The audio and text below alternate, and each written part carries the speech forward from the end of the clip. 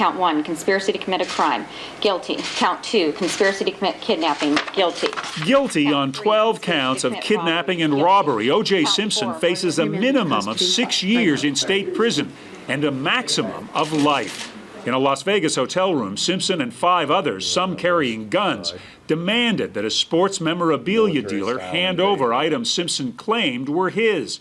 In court, jurors heard Simpson's angry voice. Now you can steal my to sell it. Don't let nobody out here. His attorney argued Simpson did nothing more than try to retrieve souvenirs of his life as a football hero. But for more than 13 years, Simpson has been better remembered as the man who tried on the bloody glove when he was on trial for the brutal murder of his ex-wife Nicole Brown and her friend Ron Goldman.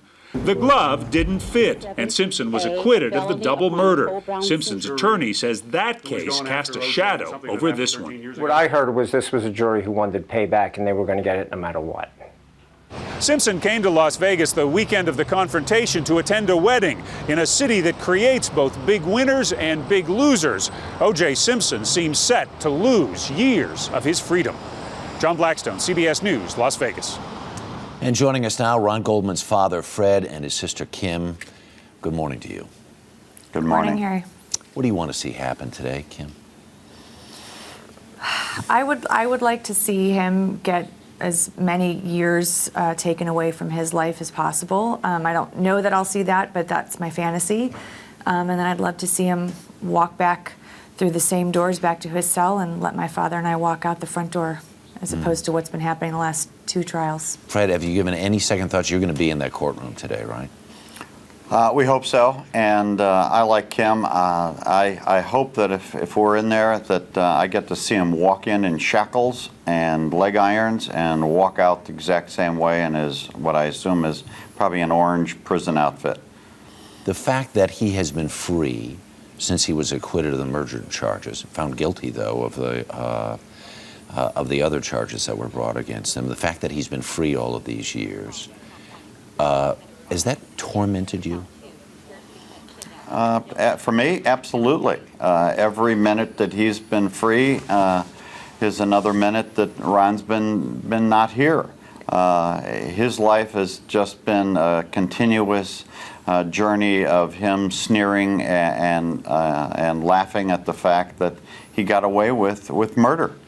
It's like pouring salt in an open wound constantly. Yeah.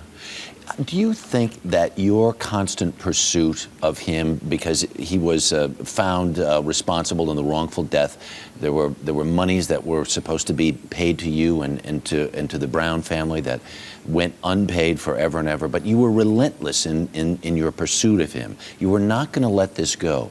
Do you think that in some way contributed to his eventual downfall? I think we both hope so, and there's some satisfaction in knowing or hoping that if in fact that pursuit and that knowledge of his, that we were forever chasing him down, so to speak, if that drove him to this and to keep us from getting the stuff, as he put it, if that drove him to this, great. Well, I also think that when we were successful in taking the If I Did It book away from him and publishing it, that was probably the last straw. Kim, knowing that he's in prison, will that give you some sort of peace of mind?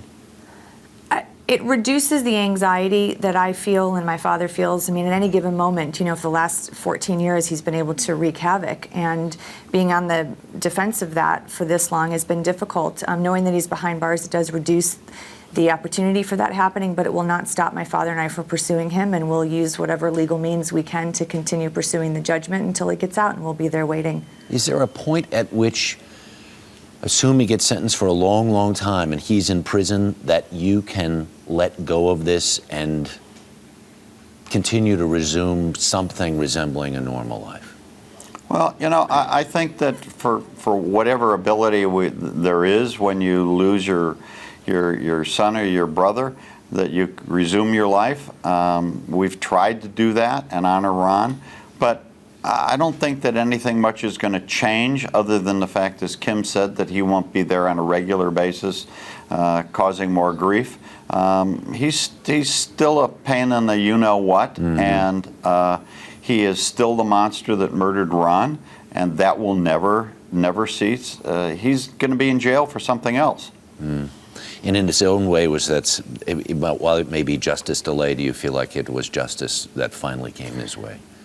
I feel very strongly, my father and I, that our relentless pursuit and closing in around him, he's had to live his life in the shadows, and I encourage any other family that endures this kind of tragedy or trauma in their life that they keep at it. And as difficult as it is, you find the inner strength you can and you keep pursuing it. I think for us, 14 years, it's paid off, and it's going to be a good day today.